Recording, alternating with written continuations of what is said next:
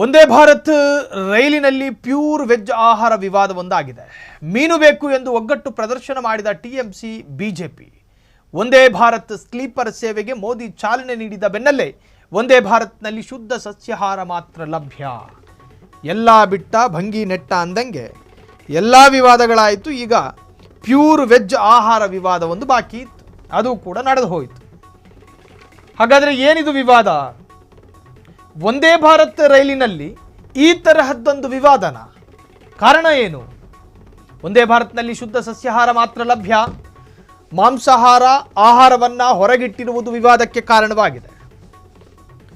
ಬಂಗಾಳಿ ಸಂಸ್ಕೃತಿಯ ಮೇಲೆ ಬಲವಂತ ಹೇರುವ ಪ್ರಯತ್ನ ಎಂದು ಆಕ್ರೋಶ ಹೇರುವ ಒಂದೇ ಭಾರತ್ ರೈಲಿನ ಪ್ಯೂರ್ ವೆಜ್ ಆಹಾರ ವಿವಾದಕ್ಕೀಡಾಗಿದೆ. ಇನ್ನು ಆ ಸಂದರ್ಭದಲ್ಲಿ ಮೀನು ಬೇಕು ಎಂದು ಒಗ್ಗಟ್ಟು ಪ್ರದರ್ಶಿಸಿದ ಟಿಎಂಸಿ ಮತ್ತು ಬಿಜೆಪಿ. ಇದರ ಸಾರಾಂಶ ಒಂದು ಹೇಳ್ಬಿಡ್ತೀನಿ. ಪಶ್ಚಿಮ ಬಂಗಾಳದ ಮೂಲಕ ಸಂಚರಿಸುವ ಒಂದೇ ಭಾರತ್ ಎಕ್ಸ್ಪ್ರೆಸ್ ರೈಲಿನಲ್ಲಿ ಶುದ್ಧ ಸಸ್ಯಾಹಾರಿ ಆಹಾರವನ್ನು ಮಾತ್ರ ಒದಗಿಸುವ ಕೇಂದ್ರ ಸರ್ಕಾರದ ನಿರ್ಧಾರ ರಾಜ್ಯದಲ್ಲಿ ರಾಜಕೀಯ ವಿವಾದಕ್ಕೆ ತೃಣಮೂಲ ಕಾಂಗ್ರೆಸ್ ಅಂದರೆ ಟಿಎಂಸಿ ಹಾಗೂ ಪ್ರತಿಪಕ್ಷ ಬಿಜೆಪಿ ನಾಯಕರು ಒಂದೇ ನಿಲುವು ವ್ಯಕ್ತಪಡಿಸಿರುವುದು ಗಮನ ಸೆಳೆದಿದೆ. ಜನವರಿ 17ನೇ ತಾರೀಕು ನರೇಂದ್ರ ಮೋದಿ ಅವರು ಒಂದೇ ಭಾರತ್ ಎಕ್ಸ್ಪ್ರೆಸ್ನ ದೇಶದ ಮೊದಲ ಸ್ಲೀಪರ್ ರೈಲು ಸೇವೆಗೆ ಚಾಲನೆ ನೀಡಿದರು. ಈ ರೈಲು ಪಶ್ಚಿಮ ಬಂಗಾಳದ ಮೂಲಕ ಅಸ್ಸಾಂಗೆ ಸಂಚರಿಸುತ್ತದೆ. ಆದರೆ ರೈಲಿನಲ್ಲಿ ಶುದ್ಧ ಸಸ್ಯಾಹಾರಿ ಆಹಾರವನ್ನು ಮಾತ್ರ ಒದಗಿಸಲಾಗುತ್ತಿದ್ದು ಮಾಂಸಾಹಾರಿ ಆಹಾರದ ಯಾವುದೇ ಆಯ್ಕೆಯನ್ನು ನೀಡಲಾಗಿಲ್ಲ. ಇನ್ನು ಬಂಗಾಳಿ ಸಂಸ್ಕಾರ ಕೇಳಬೇಕು. ಊಟ ಮಾಡಬೇಕಾದ್ರೆ ಬೆಂಡೆಕಾಯಿ ನುಗ್ಗೆಕಾಯಿ ಬಾಯಿಗೆ ತಗಲಾಕಬಾರ್ದು, ಅವರಿಗೆ ಮೂಳ ಇರೋ ಮಾಂಸನೇ ಬೇಕು. ಇದು ಬಂಗಾಳಿ ಸಂಸ್ಕೃತಿ.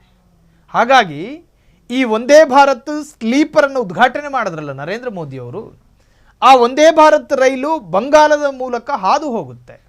ಹಾದು ಹೋಗಬೇಕಾದ್ರೆ ಖಾಲಿ ತಗೊಂಡು ಹೋಗ್ತಾರೆ, ಬೋಗಿನ ಜನ ತುಂಬಿಸ್ಕೊಂಡೆ ತಗೊಂಡು ಹೋಗೋದು.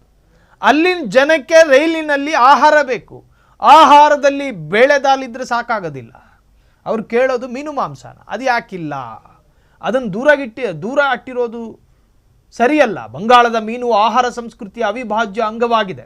ದುರ್ಗಾ ಪೂಜೆಯ ಸಂದರ್ಭದಲ್ಲಿ ಮೀನು ಸೇವನೆ ಸಾಮಾನ್ಯ ಆಚರಣೆಯಾಗಿದೆ. ಆ ಭಾಗದಲ್ಲಿ ನಮ್ಮಲ್ಲೆಲ್ಲ ಪೂಜೆ ಪುನಸ್ಕಾರ ನಡೆಯೋ ಸಂದರ್ಭದಲ್ಲಿ ಮಾಂಸ ಆಹಾರಗಳನ್ನು ಬಳಕೆ ಮಾಡೋದಿಲ್ಲ. ಅದು ಇಲ್ಲಿನ ಪದ್ಧತಿ, ಜೊತೆಗೆ ಧಾರ್ಮಿಕ ಕಾರಣಗಳಿದ್ದಾವೆ. ಬಂಗಾಳದಲ್ಲಿ ಹಂಗಲ್ಲ. ದುರ್ಗಾ ಪೂಜೆ ಮಾಡಬೇಕಾದ್ರೂ ಕೂಡ ಮೀನಿನ ಎಲುಬನ್ನು ಅಗೀತಾರಂತೆ. ಸೊ ಆ ತರಹದೊಂದು ಸಂಸ್ಕೃತಿ ಅಲ್ಲಿರೋದ್ರಿಂದಾಗಿ ಅದು ಕಡ್ಡಾಯ. ಹಿನ್ನೆಲೆಯಲ್ಲಿ ರೈಲಿನಲ್ಲಿ ಮಾಂಸಾಹಾರ ಆಹಾರವನ್ನು ಹೊರಗಿಟ್ಟಿರುವುದು ಬಂಗಾಳಿ ಸಂಸ್ಕೃತಿಯ ಮೇಲೆ ಬಲವಂತ ಹೇರುವ ಪ್ರಯತ್ನ ಎಂದು ಟಿಎಂಸಿ ಆರೋಪ. ಇನ್ನು ಟಿಎಂಸಿ ನಾಯಕ ಕುಣಾಲ್ ಘೋಷ್ ಪ್ರಯಾಣಿಕರು ಪೂರ್ಣ ಶುಲ್ಕ ಪಾವತಿಸುವಾಗ ತಮ್ಮ ಆಹಾರ ಆಯ್ಕೆಯನ್ನು ನಿರಾಕರಿಸಿರುವುದು ಸರಿಯಲ್ಲ ಎಂದು ಹೇಳಿದ್ದಾರೆ. ಬಂಗಾಳದ ಮೂಲಕ ಸಂಚರಿಸುವ ರೈಲಿನಲ್ಲಿ ಮೀನು ಸೇರಿದಂತೆ ಮಾಂಸಾಹಾರಿ ಆಹಾರವು ಲಭ್ಯವಾಗಬೇಕು ಎಂದು ಅವರು ಕೂಡ ಆಗ್ರಹಿಸಿದ್ದಾರೆ. ಒಟ್ಟಾರೆ ಈ ಪ್ಯೂರ್ ವೆಜ್ಜು ನಾನ್ ವೆಜ್ಜು ಗಲಭೆ ಅಥವಾ ಗಲಾಟೆ ಕಟ್ಟಕಡೆಯದಾಗಿ ಅಲ್ಲಿಯೂ ಕೂಡ ಧಾರ್ಮಿಕ ಕಾರಣಗಳೇ ಬಂದಿದ್ದಾವೆ. ನಮ್ಮಲ್ಲಿ ನಮ್ಮ ಸಂಸ್ಕೃತಿಯ ಪ್ರಕಾರ ಮೀನು ಬೇಕು. ಹಾಗಾಗಿ ಈ ರೈಲು ಬಂಗಾಳದಲ್ಲೂ ಕೂಡ ಹಾದು ಹೋಗೋದ್ರಿಂದಾಗಿ ಇಲ್ಲಿನ ಜನಸಂಖ್ಯೆಯು ಕೂಡ ಹೆಚ್ಚಾಗಿ ರೈಲು ಪ್ರಯಾಣವನ್ನು ಅವಲಂಬಿಸಿರುವುದರಿಂದಾಗಿ ನಮಗಿಷ್ಟ ಆದ ಆಹಾರ ಬೇಕು ಅಂಥೇಳಿ ಅವರು ಪಟ್ಟು ಹಿಡಿದಿದ್ದಾರೆ. ಇನ್ನು ರೈಲು ಇಲಾಖೆ ಯಾವ ನಿರ್ಧಾರವನ್ನು ತಾಳುತ್ತೋ ಕಾದು ನೋಡೋಣ. ಕ್ಷಣ ಕ್ಷಣದ ಸುದ್ದಿಗಳಿಗಾಗಿ ಫ್ರೀಡಂ ಟಿವಿ ಸಬ್ಸ್ಕ್ರೈಬ್ ಮಾಡಿ, ಲೈಕ್ ಮಾಡಿ ಹಾಗೂ ಫಾಲೋ ಮಾಡಿ. ಹೊಸ ಸುದ್ದಿಗಳ ನೋಟಿಫಿಕೇಶನ್ಗಾಗಿ ಬೆಲ್ ಐಕಾನ್ ಮೇಲೆ ಕ್ಲಿಕ್ ಮಾಡಿ.